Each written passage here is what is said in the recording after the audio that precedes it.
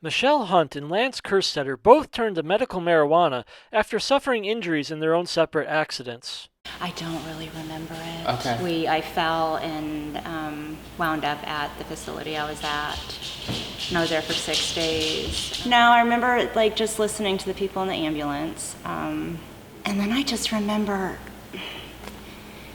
just being in and out and in pain and just everything for about 6 days, and then I came home, and I don't really remember coming home. Well, I mentioned I was in an accident. I was pretty beat up. I rolled a Toyota Corolla Sport 6 times, top to bottom. Somehow landed right side up, and I ended up with nerve damage throughout my back, my shoulders, and my lower back. Had a pinched sciatic nerve, which wouldn't allow me to stand up, and like I've tried chiropractic. I just tried a lot of different ways to make myself feel better. There are 9 antidepressants in there. And the rest of it is what I came home from the hospital on. And at one point in time, I went to my doctor and I said, hey, I think I'm addicted to this. Okay. There was no conversation about it. None. Like none. Just, and that was kind of like, well, okay, they're really not listening to me. So that's when we moved to this. It's because this was insane. I was given Flexerol after my accident, like directly after. I wasn't a big fan. It wasn't something I liked. It messed with my head. It had eroded my patience. And I went from being a scout mom, a Girl Scout mom, working full-time at a barn, just being 200% to not being able to get out of bed. And they're telling me I'm okay.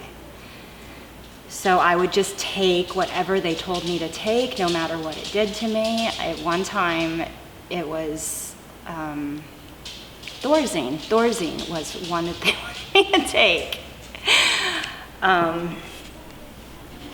That was interesting. That did some really fun things to my body. I stopped using that halfway through. It was just not good. It left me in a haze, and like I said, it eroded my patience. These pills change the way you think, and they change the way you act in life, really. It was at the point to where I was just so shut in. I was shut in. Nobody was listening to me. And I was just desperate for anything. So I started, this is the funny thing, I went and started getting detox wraps and started the marijuana. And I look different. Like I look like a different person.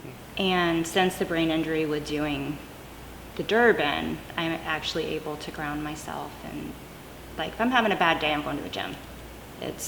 And I can go longer and I'm more focused. That's a game changer all the way around. And this treatment has helped tremendously. Being able to have access to legal cannabis, and especially legal cannabis that is specified. Like it's made for a certain purpose, and each strain does its job in a certain way. Because the federal government still considers marijuana a Class 1 drug, insurance companies will not cover it as a medication. It's expensive. When I go, I spend $150 every week. Not everybody can do that. I can't afford my medication because I don't have money, and it's hard for me to get and maintain a job when I can't treat myself. I've seen elderly couples, like 80, 90-year-old people at the same pharmacy I go to, and I look at them, right, and I'm thinking, like, how are they going to pay for this? And it just kind of, and even veterans is one thing that people have pointed out to me. Veterans coming back and getting into this program, but then having to pay out of pocket for any of the medications that they would need.